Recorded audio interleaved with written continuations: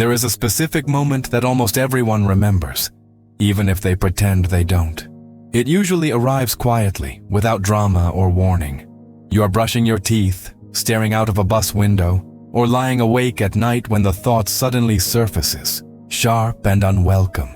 Why did I do that? It isn't the loud mistakes that haunt us the longest. It's the small decisions that seemed reasonable at the time. The choices that felt harmless, logical, even necessary. In that moment, your mind doesn't replay the event as it was. It rewrites it with clarity you didn't have back then, cruelly precise, stripping away every excuse you once leaned on. And the unsettling part is not the regret itself.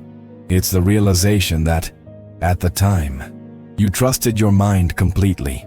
We like to believe regret comes from bad luck or missing information. That if we had known more, seen more clearly, or paused just a little longer, things would have turned out differently. But the truth is darker and far more uncomfortable. Many of the decisions we regret most were not made in ignorance. They were made under the influence of psychological forces that were quietly shaping our thoughts, bending our logic, and narrowing our vision without us ever noticing. The mind did not fail accidentally. It did exactly what it was designed to do. Picture a moment when you stood at a crossroads. One option felt heavy, uncertain, and slow.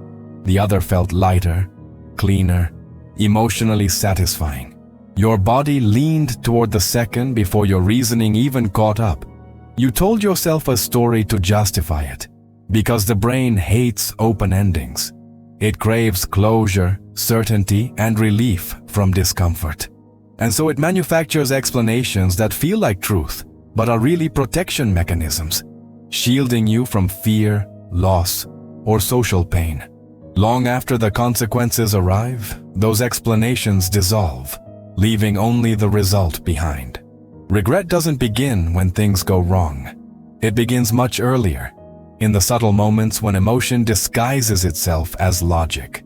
The brain is exceptionally skilled at this.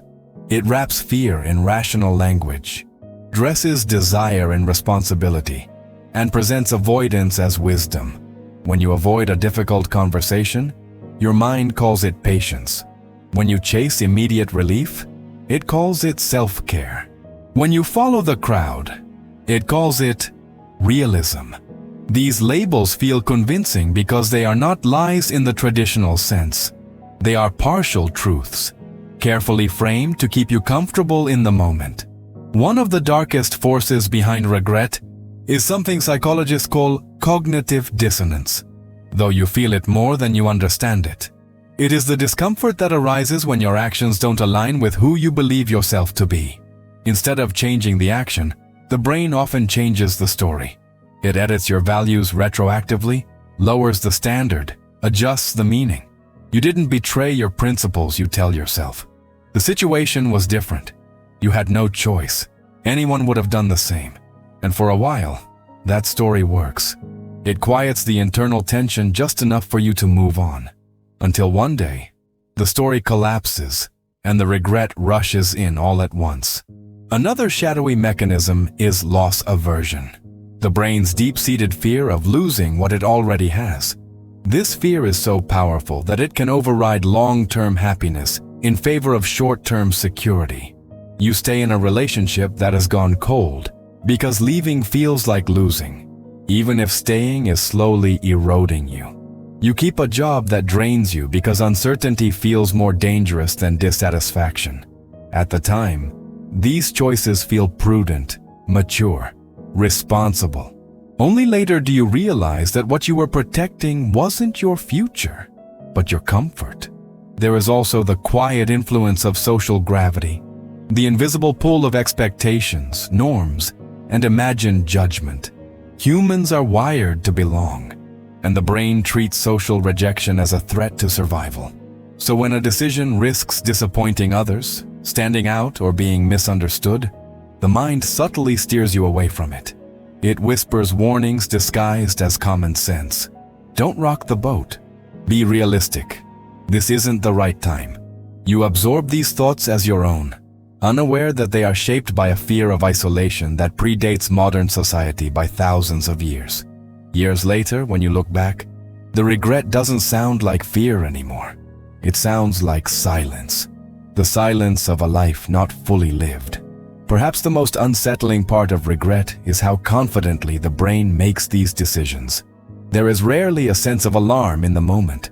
No red flags waving wildly. Just a calm internal voice, assuring you that this is fine, that you'll deal with the consequences later, that future you will understand. And future you does understand. That's the problem. They understand too well. They see how the mind prioritized emotional relief over truth, certainty over growth, safety over meaning. The brain is not designed to make you happy in the long term. It is designed to keep you functional in the present. It wants to reduce anxiety, conserve energy, and avoid pain right now. Regret is what happens when those short-term strategies collide with long-term awareness. When the fog lifts and you finally see the full landscape of your life, the paths not taken, the moments where you traded depth for ease, honesty for harmony, courage for comfort. And yet regret is not just a punishment. It is also a signal, a painful one, but an honest one. It tells you that beneath all the psychological defenses, there is a part of you that knew, a quieter voice that noticed the hesitation, the unease, the sense that something wasn't quite right. That voice is often drowned out by louder instincts, but it never disappears completely. Regret is the echo of that voice, returning when the noise fades. The danger is not in having regrets. The danger is in misunderstanding them. If you see regret as proof that you are flawed or broken, you miss its deeper message. Regret is evidence that your awareness has expanded, that you can now see patterns you couldn't see before, that the mind which once misled you is no longer in full control. But this realization comes with a cost. Once you see how your brain can betray you, you can never fully trust it in the same way again.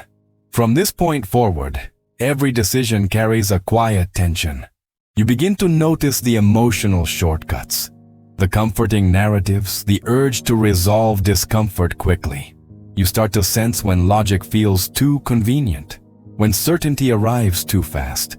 This awareness doesn't make decisions easier. In fact, it often makes them heavier. But it also makes them real, because now, when you choose, you are not just choosing relief, you are choosing responsibility. As that awareness settles in, something subtle begins to change. Decisions no longer feel like clean crossroads with obvious answers. They feel layered, tense, and emotionally charged in ways you can no longer ignore.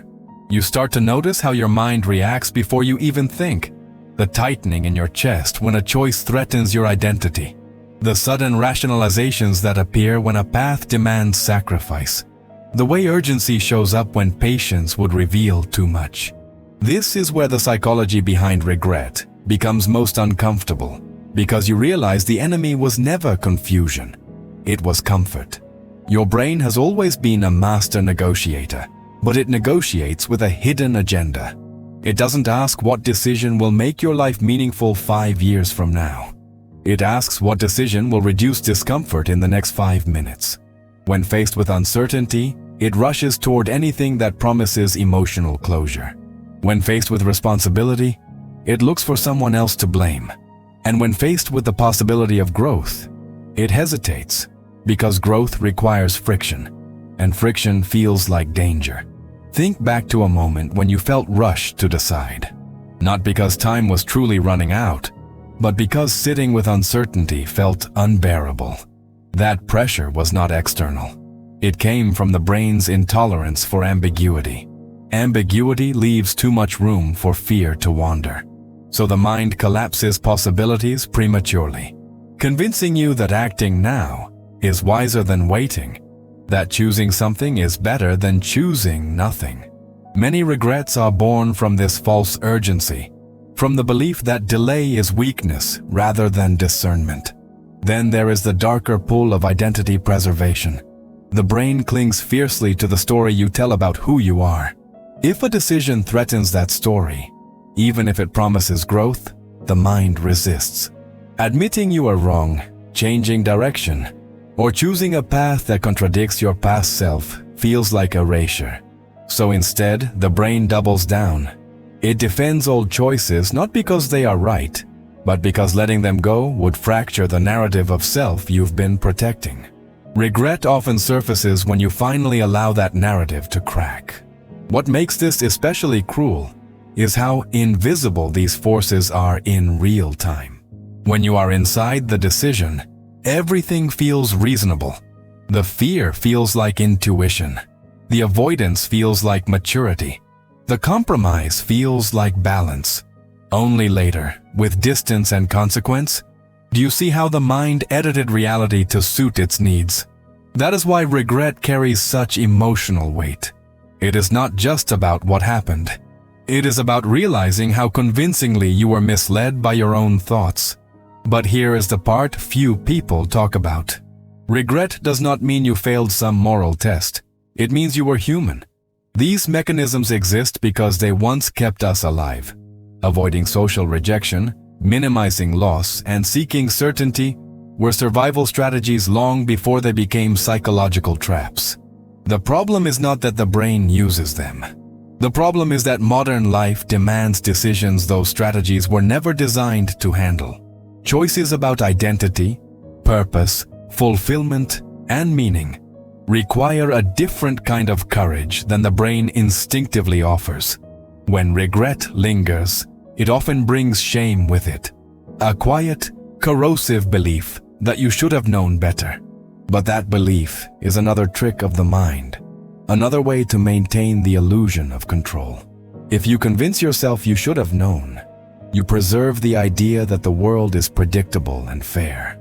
Accepting that you couldn't have fully known that your mind was operating within its limits is far more unsettling. It forces you to accept uncertainty not just in the future, but in yourself. And yet, this is where something powerful begins to emerge. When you stop expecting your brain to be an infallible guide, you start listening differently. You pause longer. You question the emotional rewards a choice is offering.